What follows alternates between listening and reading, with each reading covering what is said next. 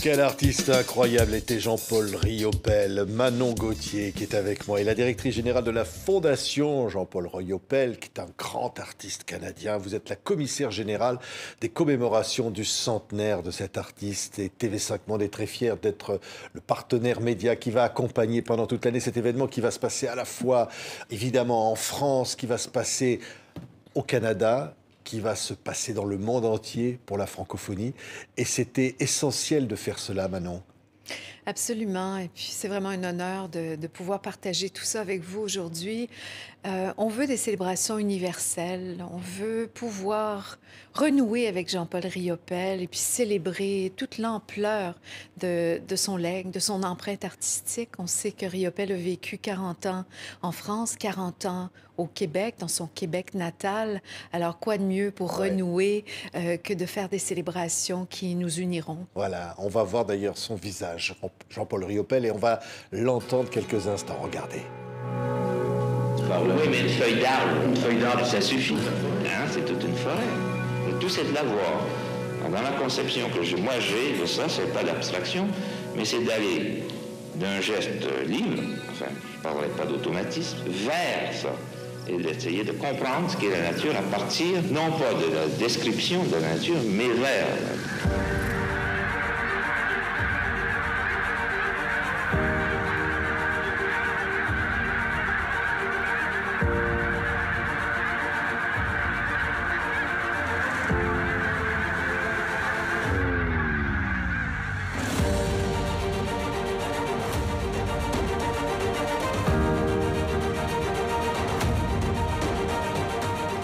On voit sur ces images, Manon Gauthier, énormément d'événements qui vont accompagner ce centenaire.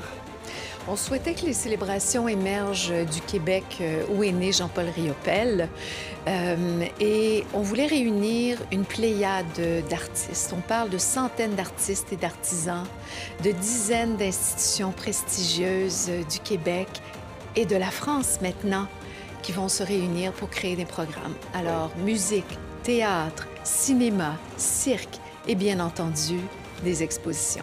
Oui, parce que Riopel, c'était cet artiste, j'allais presque dire monde, universel dans son œuvre. Bien, on parle beaucoup de liberté, on le voyait dans l'extrait que vous avez démontré. Riopel, premièrement, était un amoureux de la nature et une icône pour cette liberté artistique aussi, dont nos artistes ont besoin, dont nos créateurs ont besoin. C'est aussi ça qu'on veut souligner dans le cadre du centenaire. Oui, regardez encore des images de ce petit clip de présentation. Hein. Voilà, on voit que ça va se passer aux quatre coins. On voit ici, évidemment, des parties théâtre. Il y a même une partie gastronomie, musique. Oui. Beaucoup de choses qui accompagnent ce qui était finalement Riopel, qui était un peintre de la vie, de la nature. Un être de démesure, si on veut, également. Et puis, cette grandeur et cette splendeur, on a souhaité aussi, à notre façon, peindre une fresque, une œuvre collective en réunissant tous ces artistes, tous ces artisans. On parle de la jeunesse beaucoup aussi. Je pense que c'est important. On a créé un programme important qui s'appelle Studio Riopel, vraiment pour amener les jeunes à renouer, pour amener l'art en classe, ça c'est important, mais à apprendre aussi, parce que plus on apprend de nos artistes, on apprend à comprendre notre histoire également. Oui, et évidemment, c'est un lien, parce que vous l'avez dit, Jean-Paul Riopel, c'était à la fois, évidemment, son Québec natal et la France aussi. Oui. Sa fille Iseut, qui est aussi commissaire honoraire des célébrations du centenaire, qui sera aussi commissaire d'une grande exposition à Saint-Paul-de-Vence, me rappelle toujours aussi qu'à l'époque où Riopel était en France, il se faisait venir des feuilles d'érable du Canada pour continuer à intégrer sa terre natale dans son œuvre. Donc, il y a plein d'anecdotes comme ça. Et puis, donc, tout au long de son existence, Riopel a partagé cette vie entre la France qu'il aimait et le Canada, où il est revenu aussi à la fin des années 80 pour s'établir jusqu'à son décès en 2002. Oui, et ce matin, au Centre culturel canadien, une grande conférence de presse, ça a réuni des journalistes, évidemment, pour lancer officiellement donc, ces commémorations du centenaire. Il y avait le président du Centre Pompidou, par exemple, où on va voir des expositions ici au cœur de Paris. Hein. Absolument, c'est important aussi parce que Riopelle a laissé une large empreinte à Paris également, des lieux où il a vécu, des lieux où il a créé, des galeries. Certaines sont encore ici, d'autres, évidemment, ont disparu.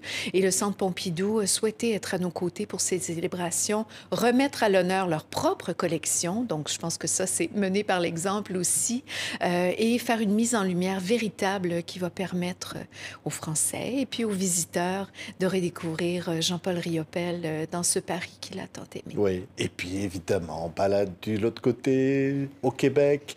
On va voir, on va faire une plongée comme ça, virtuelle, dans le musée des Beaux-Arts de Québec. On voit ici à l'image, il va y avoir une grande présence de Riopelle. Un des rares pavillons entièrement dédié à un artiste. Alors, c'est un legs de la Fondation Jean-Paul Riopelle et du gouvernement du Québec, créer une vitrine internationale qui va avoir au cœur de cette œuvre la collection, la plus importante collection de Riopelle au monde, qui va appeler à des collaborations internationales avec des musées, des universités.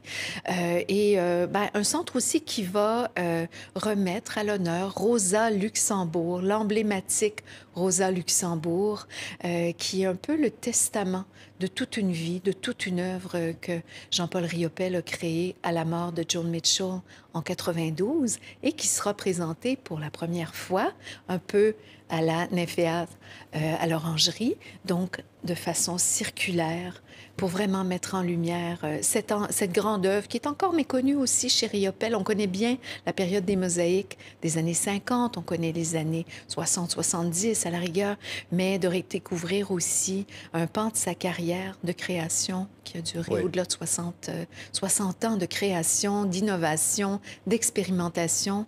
Alors, un artiste en évolution constante. C'est incroyable, absolument incroyable. Alors évidemment, lui-même avait évidemment cette ouverture au-delà du dessin, au-delà de la peinture. Et on va aussi découvrir de la gastronomie, on va découvrir... Chacun va participer. Par exemple, là, on va voir des images d'une fresque à Montréal, qui est à l'initiative de Marc Seguin. Oui, effectivement, un autre grand artiste de chez nous. Donc, des artistes qui rendent hommage à des artistes. On a évidemment cette fresque qui est un hommage et puis qui va être un legs aussi tangible pour l'œuvre de Riopelle, qui a mis à contribution des jeunes créateurs qui ont accompagné Marc Séguin. Donc, la transmission des connaissances, place à la relève à tous égards. Donc, que ce soit pour une murale, que ce soit pour la grande production théâtrale de Robert Lepage, qui va également se joindre aux célébrations. La première aura lieu à la fin avril à Montréal et pourra ensuite être présentée ailleurs au monde. Oui, ça veut dire qu'au fond, ce sont des célébrations populaires. Oui. Au fond, qui rassemble évidemment, et puis le lien d'amitié entre la France et le Canada est populaire, je le dis vraiment. Absolument, puis c'est aller à la rencontre des communautés. C'est important pour nous, de la même façon qu'il y aura des célébrations aux quatre coins du Québec, aux quatre coins du Canada, qui se transporteront ensuite en France. Allons à la rencontre des gens, amenons l'art dans les communautés. Et ça, c'est une grande mission qu'on s'est donnée également à la Fondation Riopelle. Oui. Puis alors, le concert symphonique, hommage pour mettre de la musique sur l'œuvre de cet artiste. Et on va entendre cet orchestre. C'est une création? Oui, absolument. Une création originale de Serge Fiori et Blair Thompson, deux géants qui se rencontrent. Un hommage tellement émouvant à Riopelle. C'est un peu comme la trame sonore de sa vie. On a découpé le projet en 5 morceaux, en 5 mouvements d'une période, de la période de son éveil artistique, à l'effervescence des années 50, à la découverte du Grand Nord et des cultures autochtones, et jusqu'à la fin de sa vie. Alors, une musique qui est quasiment cinématographique, avec des projections d'œuvres également qui nous transportent à travers toute une période. Écoutez quelques instants.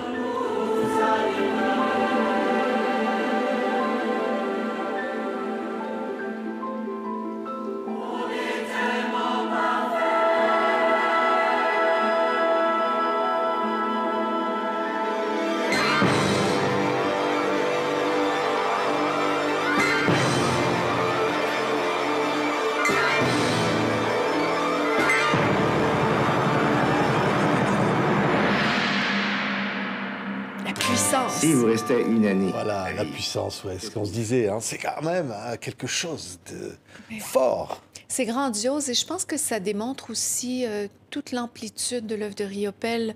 Quand on parle aux gens dans les communautés, tout le monde a une anecdote. Ici, c'est vrai en France, hein, il faut aller à Véteuil pour parler avec les gens du coin et puis se remémorer par l'histoire orale aussi ce contact. Je pense que Jean-Paul Riopelle, fondamentalement, était un homme du peuple. Ouais. Et je pense que ça transparaît beaucoup dans la programmation qu'on a conçue, dans la collaboration qu'on a avec sa fille Iseut Riopelle également, qui est notre muse. Évidemment, c'est d'Iseut qu'on s'inspire beaucoup pour être capable de raconter ces histoires, pour inspirer les artistes et les artisans qui nous ont aidés à orchestrer ces célébrations. Oui, vous parliez de Robert Lepage, l'immense Robert Lepage. Oui. Il crée quelque chose encore à sa façon, à partir de cette œuvre qu'il admire de Riopelle. Absolument. N'oubliez pas, la liberté artistique est au cœur de tout ce qu'on va entreprendre avec la Fondation Riopelle. Robert a rassemblé des artistes incroyables et va rendre à sa façon un hommage à Riopelle. Oui, regardez quelques instants.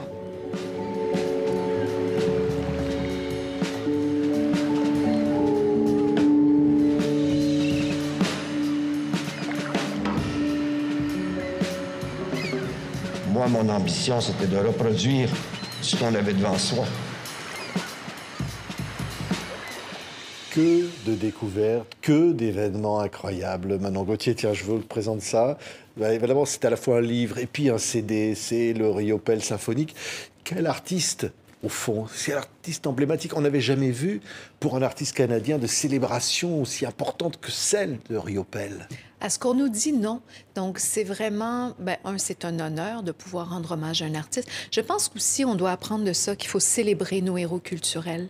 Les questions liées à la culture qui nous unissent beaucoup, la France, le Québec, le Canada. Je pense qu'elles sont aussi au cœur de ce qu'on veut accomplir.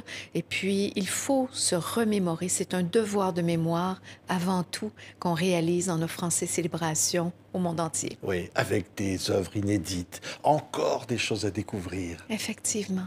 Ouais. On a fait beaucoup aussi, équipe avec des jeunes créateurs. On a produit une série de courts-métrages avec des jeunes réalisateurs de la relève.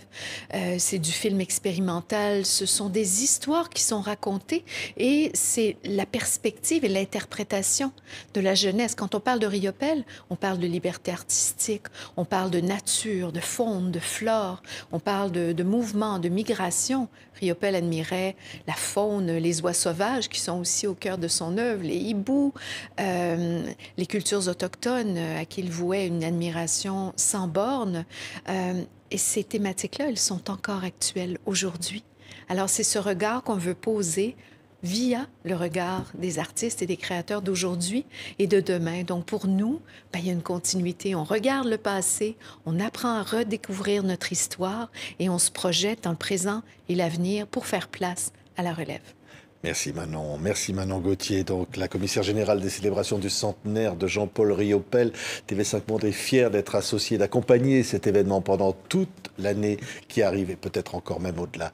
Merci Manon. C'est un grand bonheur. Merci beaucoup. Et ma référence. Quand je finis une toile, je me souviens pas quand je l'ai commencé.